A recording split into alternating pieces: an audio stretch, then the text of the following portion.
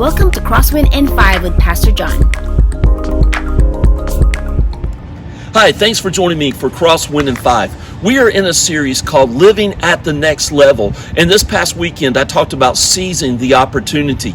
Behind me is the church that Crosswind Church started in back in 1926. In 1926, a couple of guys set up a tent and they had a big evangelistic outreach here in the city of Tampa. And then they built this building for the church that began.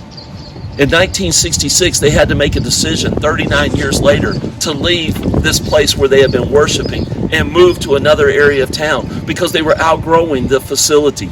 And God moved them from one location to another because they seized the opportunity.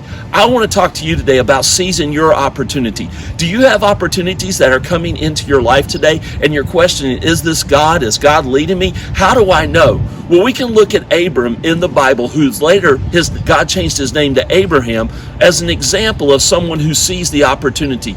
In Genesis chapter 12, verses 1 through 4, it says, "Now the Lord had said to Abram, get out of your country, from your family, and from your father's house to a land that I will show you. I will make you a great nation, I will bless you, and I will make your name great, and you will be a blessing." And in verse 4 it says that Abram departed from his family, and he went at 75 years old to seize the opportunity God was giving him.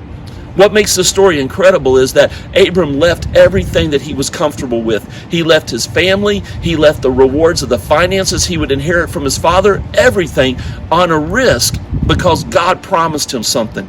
But he promised him something that he didn't even know where he was going. He told him to go to another country and didn't tell him which country. He didn't tell him how to get there. He said, just trust me to lead you step by step.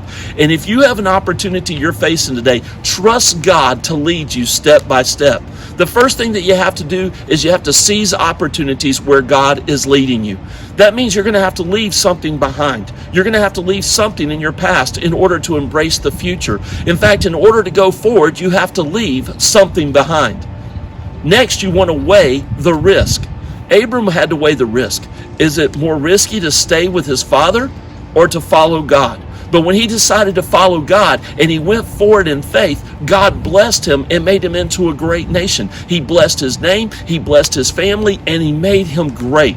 So we weigh the risk and rewards, and we make the decision that God is leading us based on the reward that God has promised to us.